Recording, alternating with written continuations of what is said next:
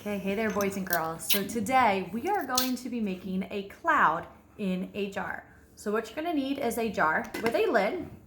You are going to need some ice, some boiling water, hairspray, and if you would like, you could use some food coloring.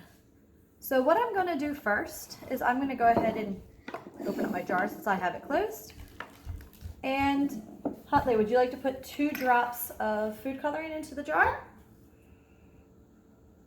Now you don't have to do the food coloring, okay?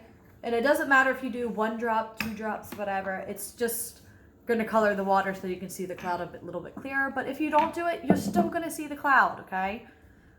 And then we're going to fill the water about 1/3 of the way full.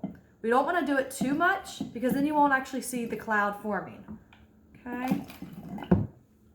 So next, I'm going to go ahead and spray the hairspray. And then I'm going to go ahead and close it. So by pouring the hot water into the jar, it traps it and creates a warm, moist air inside of here. Now Huntley is adding some ice onto the top. I need you to do the same. Okay? Now by that warm air, okay, that we have in here, it causes water vapors to rise to the top of the jar where it's being met with the cold air, which is being caused by that ice being on top of the jar. So water vapors condense as they cool down. Okay?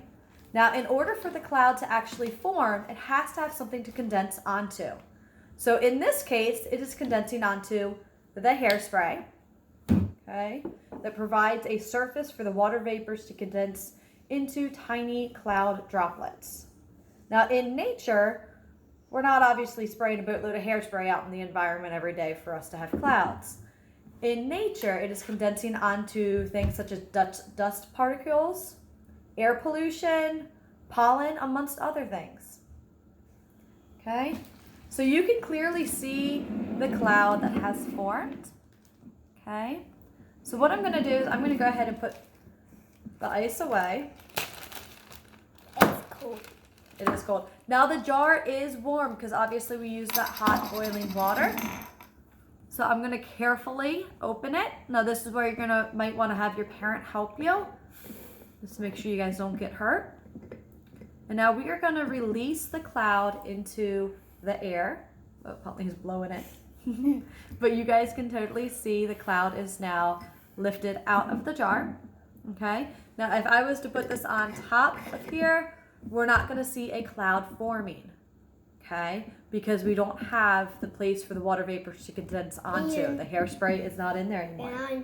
And the ice. And the ice is not on there cooling off the top to cool it down, which will condense it to make it go down, okay?